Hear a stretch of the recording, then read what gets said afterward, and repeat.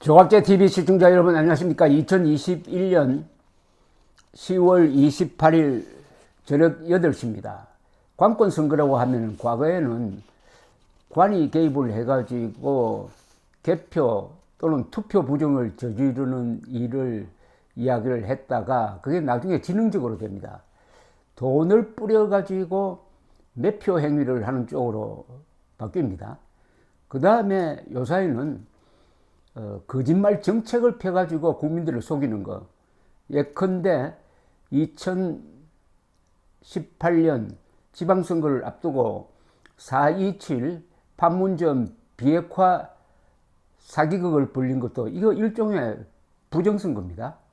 그런데 오는 3월 9일은 문재인, 이재명 합쳐가지고 문재명 정권을 출범시키기 위해서 관권을 최대 한도로 동원할 가능성이 거의 확실합니다. 특히 수사기관, 검찰, 경찰, 그리고 선거 관리하는 쪽, 이런 쪽이 편파적인 수사나 편파적인 결정을 해가지고 야당 후보가 집권하지 못하도록, 승리하지 못하도록 전방위적으로 압박할 가능성이 많습니다.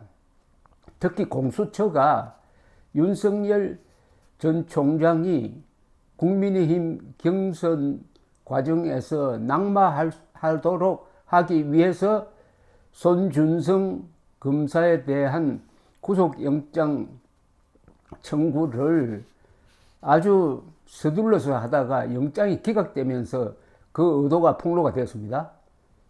이런 걸 감안했을 때 이 내각의 이 총리, 이런 장관 에게 선거 관리를 맡길 수 있느냐? 과거에 전례가 있습니다. 이럴 때는 중립내각을 만듭니다. 선거 중립내각. 그래서 아주 불편부당한 국무총리, 법무장관, 행정안전부 장관으로 교체를 해가지고 선거 시비가 없도록 하는 게 정상적인데 문재인 정권이 과연 그렇게 하겠느냐? 만약 그렇게 하지 않으면은 부정선거 하겠다는 의도로 파악하는 게 아마 맞을 겁니다.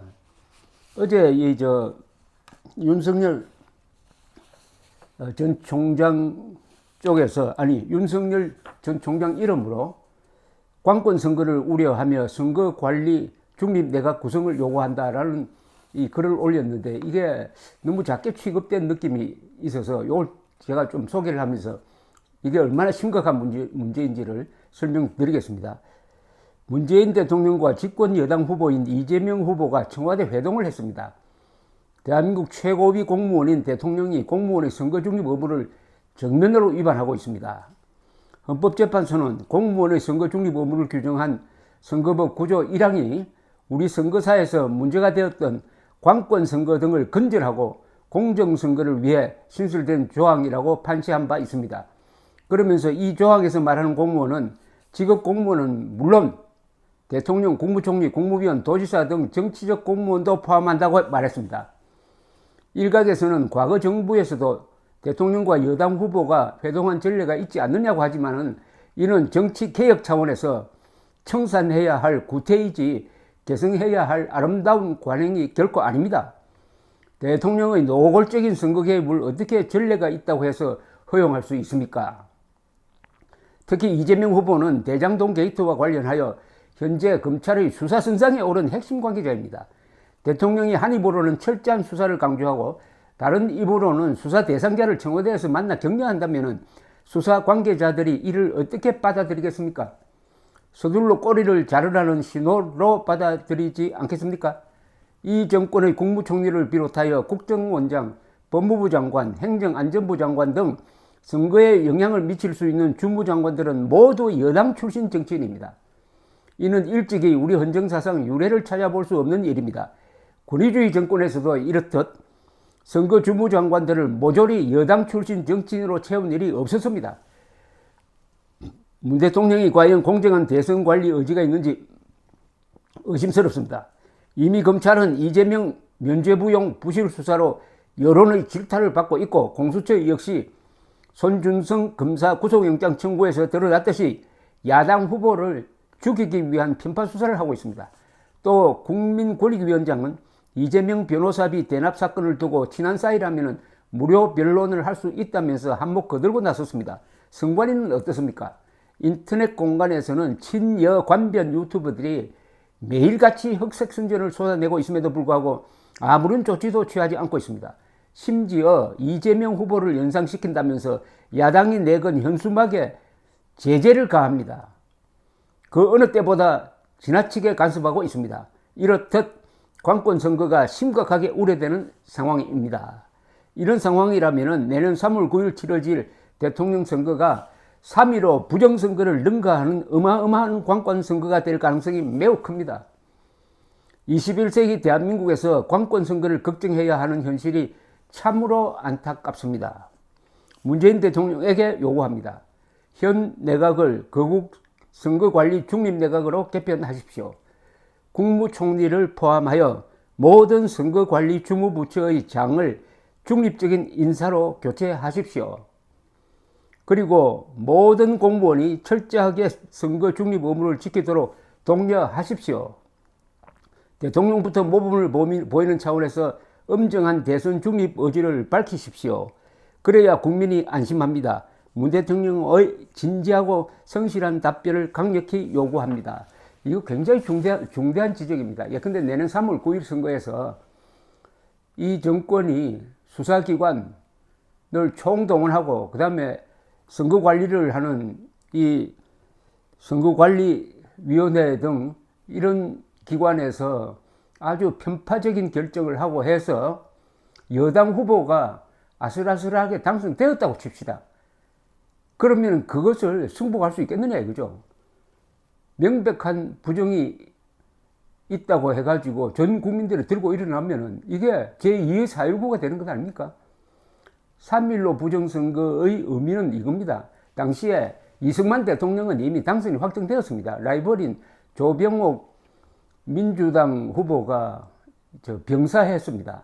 문제는 후계자가 될 가능성이 많은 부통령 이기붕을 자유당이 무리하게 당선시키기 위해서 경찰을 동원해가지고 부정선거를 했던 것입니다. 그때는 노골적으로 했습니다. 투표 부정부터 개표 부정까지. 그걸 이승만 대통령이 시킨 게 아니었어요. 이승만 대통령은 나중에 보고를 받고서야 이런 일이 벌어졌다는 것을 알고 하야를 결심하게 됩니다. 하야하기 전에 4.19 의거로 부상한 학생들을 방문한 자리에서 불의를 보고도 일어나지 않는 젊은이가 있는 나라는 희망이 없다, 이런 말까지 합니다. 그래서 그 사흘 뒤에 하야를 하게 되는데, 이게 대통령 선거가 부정으로 치러져서 일어난 이 정치 변고였습니다. 그런 일이 다행히 그 뒤에는 없었어요. 그 뒤에는 이렇게 노골적인 대통령 선거 부정은 없었습니다. 그러나 이번은 다를 것이라고 생각합니다. 그럴 수밖에 없는 것이, 정권을 놓으면은 문재인, 이재명 두 사람이 온전할 수 있겠습니까? 두 사람을 상대로 법적 조치, 형사, 민사상의 법적 조치가 들어갈 때 두 사람이 과연 온전할 수 있느냐 이겁니다. 두 사람이 가장 잘 알지 않겠습니까?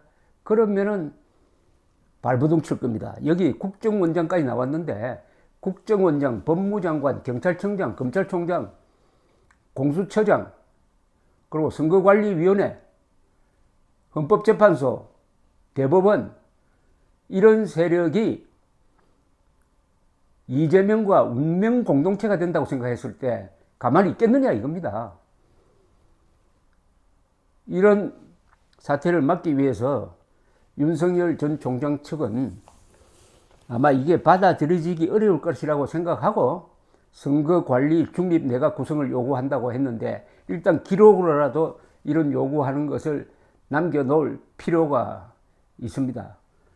3.15 부정선거 같은 게 2022년 3월 9일에 일어난다면 그야말로 그것은 대재앙이 될 것입니다.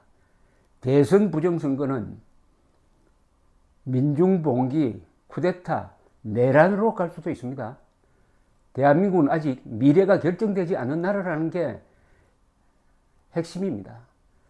내전적 요소를 가지고 있는 게 대한민국입니다. 거기에 불씨를 던져서는 안 되겠다고 생각을 합니다. 문재인 대통령은 선거관리 중립내각을 구성해야 합니다. 감사합니다.